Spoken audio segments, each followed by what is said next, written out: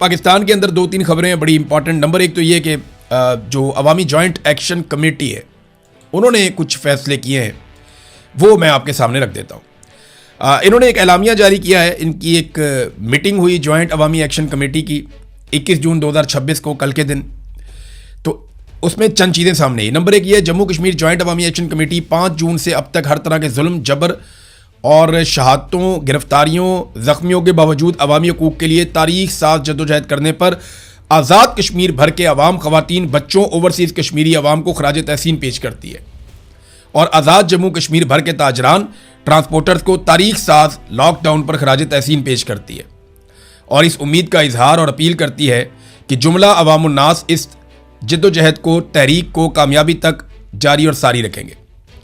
Number 2، انہوں نے موجودہ صورتحال پر پرامن حل نکالنے کے لیے کردار ادا کرنے والے جملہ وفود بشمول آزاد جموں کشمیر بار کونسل، ضلعی بار ایسوسی ایشنز، علماء اکرام، صحافی حضرات، سیاسی اور سماجی کارکنان، امن جرگہ، کاروباری شخصیات سمیت جتنی ایسوسی ایشنز ہیں اور باقی تمام لوگوں کو انہوں نے مثبت ادا کرنے پر شکریہ ادا کیا، مثبت کردار جو ادا کر رہے ہیں، اور وہ چاہتے ہیں کہ مسئلہ بات چیت کے ذریعے سے حل ہو. ساتھ ہی انہوں نے کہا کہ آئندہ بھی جو کوششیں کی جائیں گی ہم اس کے اندر مثبت کوششوں کو خیر مقدم کریں گے. پھر انہوں نے تیسرے نقطے میں بتایا کہ ہماری جدوجہد مکمل طور پہ پرامن ہے، اپنے بنیادی حقوق کے حصول کے لیے ہے. کسی ملک یا ادارے کے خلاف ہماری کسی قسم کی مہم جوئی نہیں ہے. پاکستان کے کچھ میڈیا چینلز کے ذریعے اس جدوجہد کو دہشت گردی یا پاکستان کے خلاف قرار دینا سراسر غلط بیانیہ ہے جس کو ہم مسترد کرتے ہیں. پاکستانی عوام پر واضح کرتے ہیں کہ جموں کشمیر جوائنٹ عوامی ایکشن کمیٹی پاکستان اور پاکستانی عوام کی بقا اور سلامتی کے لیے دعا گو ہے. تاہم پاکستانی حکمرانوں کی ہمارے حقوق کے بارے میں پالیسیز کو تنقید کا نشانہ بنانا ہمارا اور پاکستانی عوام کا مشترکہ حق ہے.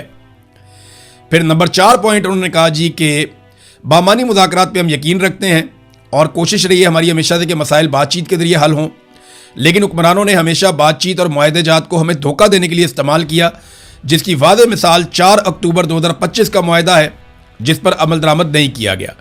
وقت پورا ہونے کے بعد پرامن لانگ مارچ کو سبوٹیج کرنے کے لیے کریک ڈاؤن کیا گیا، ہمارے لوگوں کو خون میں نہلا دیا گیا.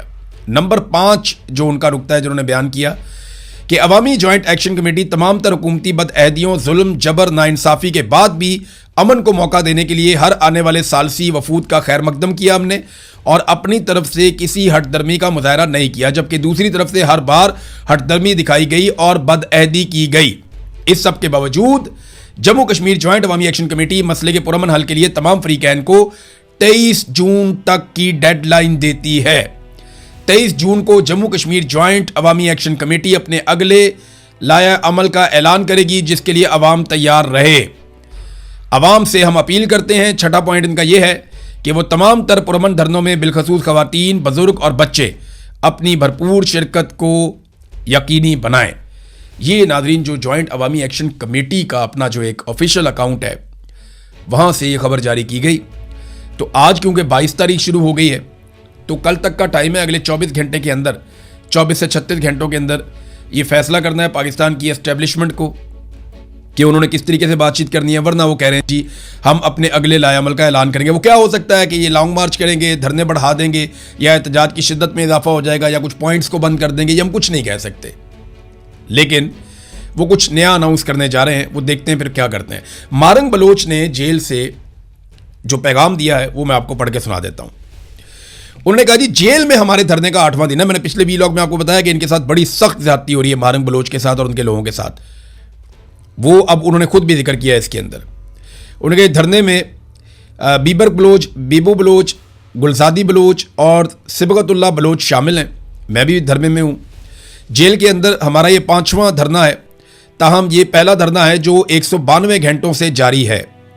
13 جون کو جب ہمیں پیشی کے لیے جیل سپرنٹینڈنٹ کے کمرے میں لے جایا گیا تو وہاں ہمیں معلوم ہوا کہ ہمارے مقدمات کو فیس لیس ٹرائل میں منتقل کیا جا رہا ہے. یعنی کوئی پتہ نہیں جج کون ہے، پروسیکیوٹر کون ہے، گواہ کون ہے، کچھ نہیں، فیس لیس. اس فیصلے کے خلاف ہم نے فوری طور پر احتجاج کیا اور اپنی بیرکوں میں واپس جانے سے انکار کر دیا. تب سے ہم جیل کے احاطے میں اپنا پرامن دھرنا جاری رکھے ہوئے ہیں.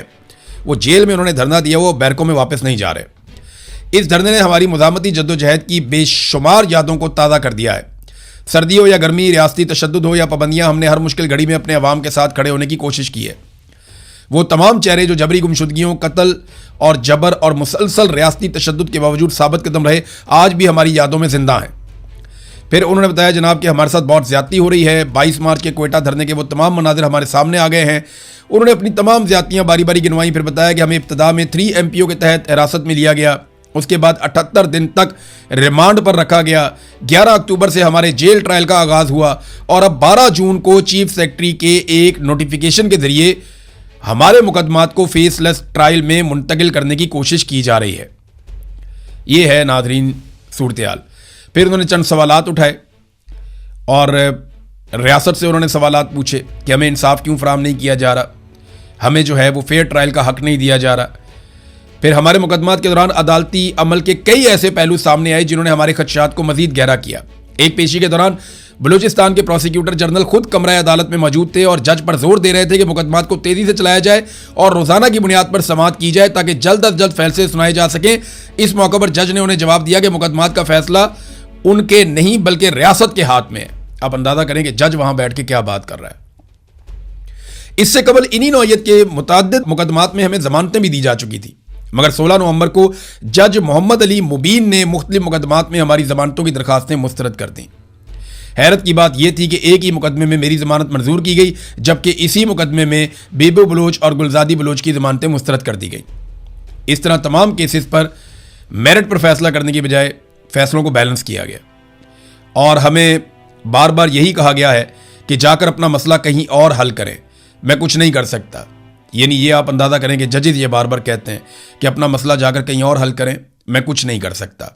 ہمارا جواب ہمیشہ سے یہی تھا کہ آپ کے سامنے قانون موجود ہے، آپ قانون اور انصاف کے مطابق فیصلہ کریں۔ ریاست کتنی بری طرح ہار رہی ہے بارنگ بلوچ سے، مجھے تو حیرت ہوتی ہے کہ انہیں شرم بھی نہیں آ رہی کہ ایک نہتی خاتون سے اس بری طرح یہ ہار رہے ہیں۔ اتنی ساری بندوقیں، اتنے سارے ہتھیار، اتنے سارے ادارے، اتنی ساری طاقت، اور آج آپ فیس لیس ٹرائل کرنے پہ مجبور ہیں۔ آپ کے پاس ایسا کچھ ہے ہی نہیں جس سے آپ کچھ ثابت کر سکیں۔ ایک نہتی عورت، ایک نہتی خاتون جو آزادی کے لیے آواز اٹھا رہی ہے، انسانی حقوق کی آزادی کے لیے، انسانی حقوق کی پامالیوں کو روکنے کے لیے آواز اٹھا رہی ہے، آزادی اظہار رائے کے لیے آواز اٹھا رہی ہے، بنیادی حقوق کے لیے آواز اٹھا رہی ہے، جینے کا حق مانگ رہی ہے اپنے لیے، اپنے لوگوں کے لیے۔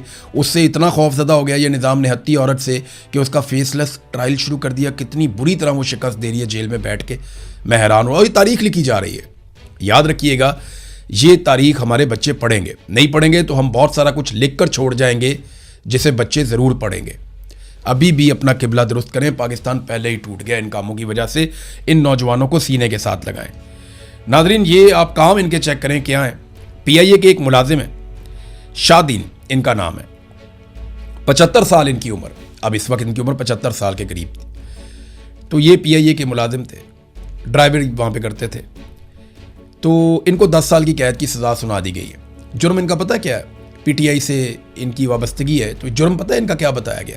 جرم یہ بتایا گیا کہ انہوں نے پولیس کے ایک ڈرائیور کو فلائنگ کک مار کے نہر میں پھینک دیا۔ اندازہ کریں، 75 سال کے بابا جی ہیں، انہوں نے بھاگ کے آگے فلائنگ کک ماری پولیس والے کو اور اڑا کے اس کو نہر کے اندر پھینک دیا زمان پارک کے پاس۔ یہ ان کے اوپر مقدمہ 10 سال کی سزا ہو گئی۔ اندازہ کریں آپ، یہ ہے پاکستان میں صورتحال انصاف کی فراہمی کی، اور یہ پاکستان تحریک انصاف نے باقاعدہ یہ کیس ٹویٹ کیا ہوا ہے۔ اب تک کے لیے اتنا ہی، اپنا خیال رکھیے گا، اپنے اس چینل کا بھی۔ اللہ حافظ۔